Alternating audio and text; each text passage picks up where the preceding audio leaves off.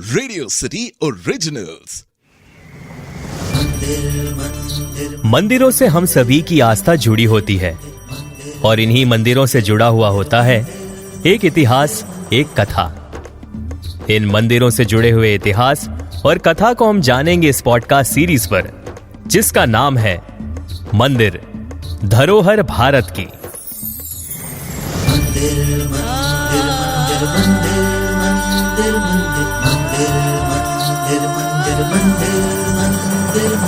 आस्था का प्रतीक यही, मन को शांति मिले यही, निराशा में आशा मिले यही, जगमाता और पिता मिले यही।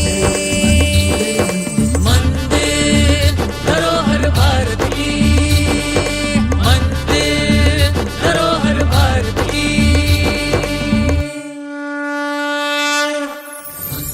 आज हम बद्रीनाथ मंदिर की बात करेंगे। बद्रीनाथ या बद्रीनारायण मंदिर एक हिंदू मंदिर है जो भगवान श्री हरि विष्णु को समर्पित है।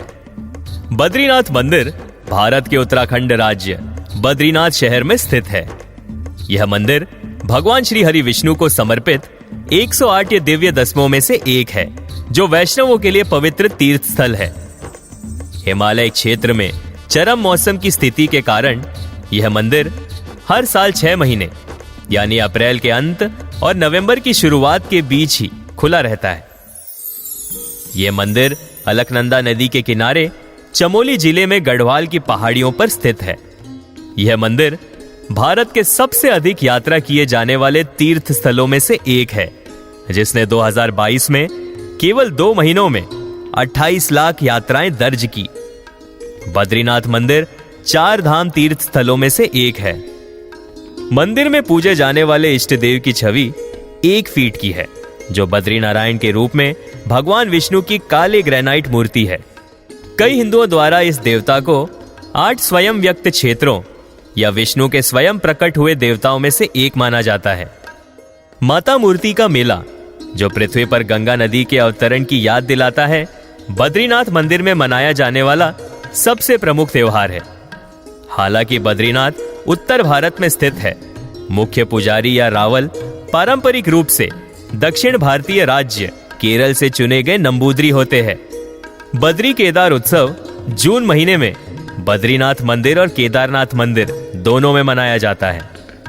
मंदिर का उल्लेख विष्णु पुराण और स्कंद पुराण जैसे प्राचीन धार्मिक ग्रंथों में मिलता है। इसका महिमा मंडन नालियर दिव्य प्रबंधम में किया गया है, जो 6वीं से 9वीं शताब्दी ईस्वी के अलवर संतों का प्रारंभिक मध्ययुगीन तामिल सिद्धांत है। यह मंदिर उत्तराखंड के चमोली जिले में अलकनंदा नदी के किनारे गढ़वाल के पहाड़ी इलाकों में स्थित है।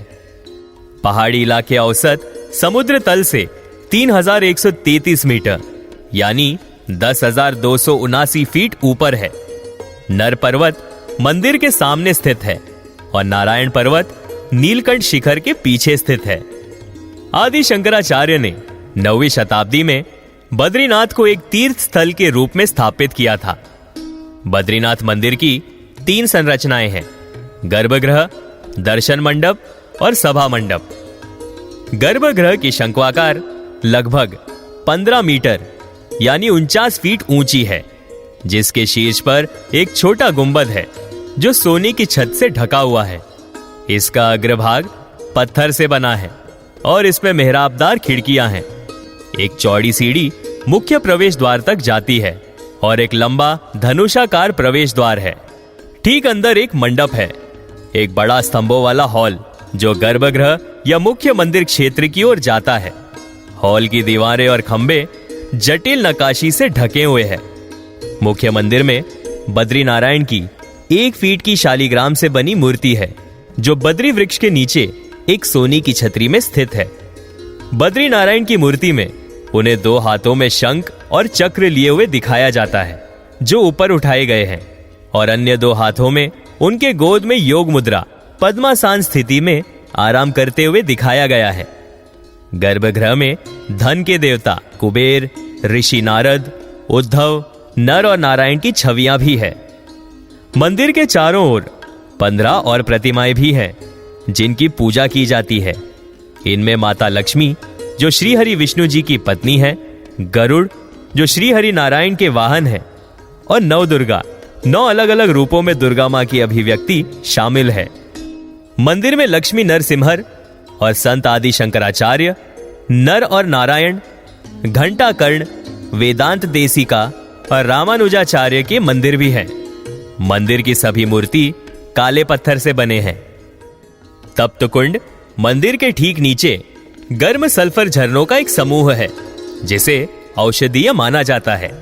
कई तीर्थयात्री मंदिर जाने से पहले झरने में स्नान करना आवश्यक मानते हैं। झरनों का साल भर तापमान 55 डिग्री सेल्सियस होता है, जबकि बाहर का तापमान आमतौर पर पूरे साल 17 डिग्री सेल्सियस से नीचे रहता है। मंदिर में 2 जल कुंडों को नारद कुंड और सूर्य कुंड कहा जाता है। 17वीं सदी में मंदिर को गढ़वाल के राजा द्वारा विस्तारित किया गया। 1803 में महान गढ़वाल भूकंप के बाद इसे जयपुर के राजा द्वारा मुख्य रूप से पुनः निर्मित किया गया। 1870 के दशक तक इसका नवीनीकरण चल रहा था और यह प्रथम विश्व युद्ध के समय तक पूर्ण हो गया था। हिंदू पौराणिक कथाओं के अनुसार भगवान श्री हरि विष्णु इसी स्थान पर ध्यान में बैठे थे। अपने ध्यान के दौरान भगवान श्री हरि विष्णु ठंड के मौसम से अनजान थे। तभी उनकी पत्नी माता लक्ष्मी ने बद्री वृक्ष यानी बेर या भारतीय खजूर, जिसे हिंदी में बेर कहा जाता है, उसके रूप में उनकी रक्षा की। माता लक्ष्मी की भक्ति से प्रसन्न होकर भगवान श्री हरि विष्णु ने उस स्थान का नाम बद्री का आश्रम रखा। एटकिंसन 1979 के अनुसार वह स्थान बेर का जंगल हुआ करता था, जो आज वहां नहीं पाया जाता है। मंदिर में भगवान विष्णु को बद्रीनाथ के रूप में पद्मासन मुद्रा में बैठे हुए दर्शाया गया है।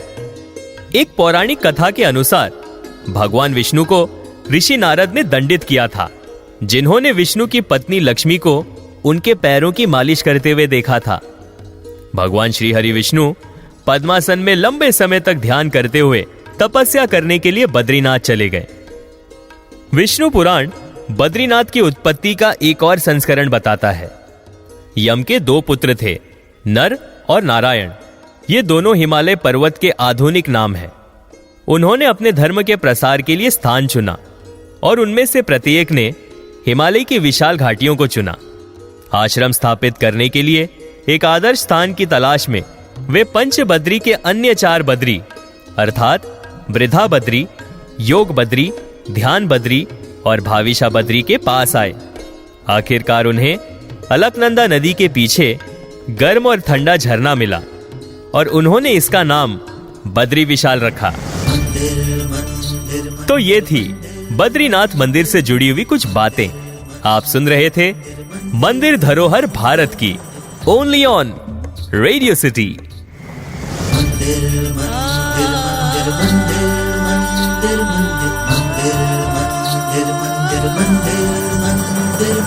आस्था का प्रतीक यही, मन को शांति